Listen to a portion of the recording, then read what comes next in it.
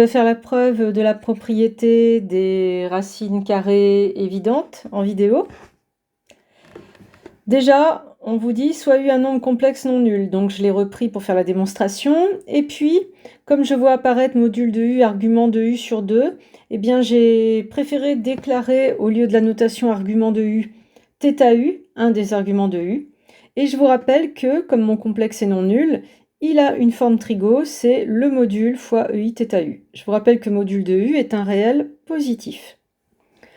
On me demande de prouver que cette quantité ici est bien une racine carrée de U. Donc déjà, il n'y a pas de problème de définition, module de U étant un réel positif, la notation radicale a du sens.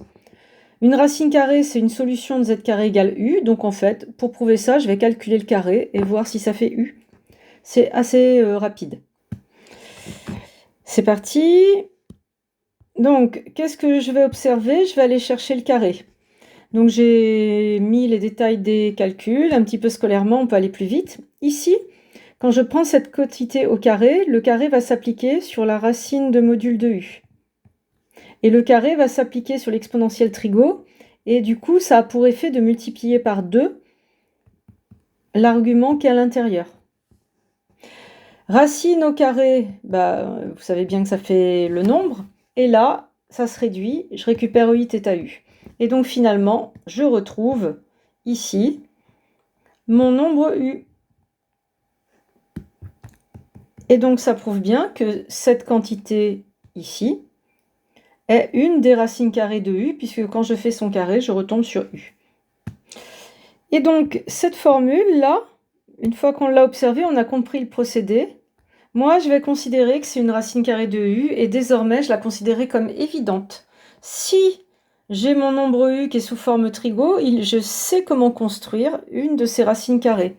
Je prends la racine carrée du module et là, je divise par 2, ce que j'observe à l'intérieur de mon expo trigo.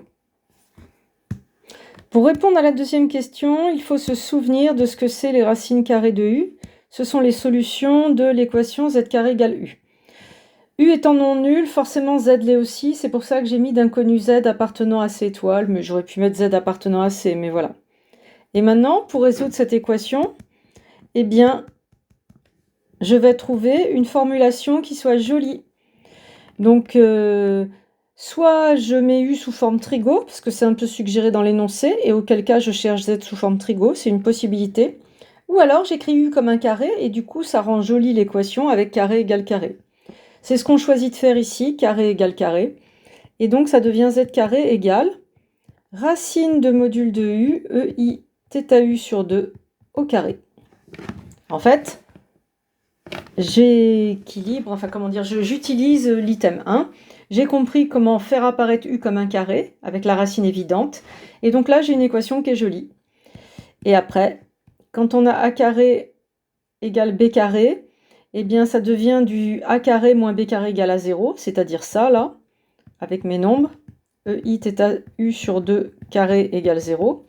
Et ça se factorise en Z moins la quantité qu'on avait déjà observée, la racine carrée évidente, facteur de Z plus la même chose,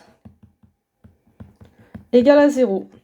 Et dans C, une équation comme ça, ça devient Z égale ça, donc la racine évidente déjà observée, ou Z égale l'opposé. Et donc on a bien le résultat annoncé qu'il y a deux solutions à cette équation, qu'elles sont opposées, et la formulation demandée. À bientôt pour d'autres vidéos.